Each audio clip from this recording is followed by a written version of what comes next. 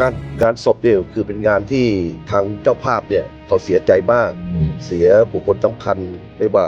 ปู่ย่าตายาย หรือลูกหลานที่เขาเสียชีวิตเนี่ยคือ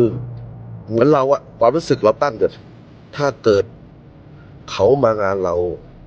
ามีความรู้สึกยังไงก็เหมือนมาเป็นกำลังใจมาร่วมแสดงความเสียใจเนี่ยแล้วเราก็จะพูดอยู่เสมอว่าตอนเราไปหาเสียงเนี่ยพี่น้องประชาชนนะครับพี่น้องเราก็ถือว่าเป็นพี่น้อง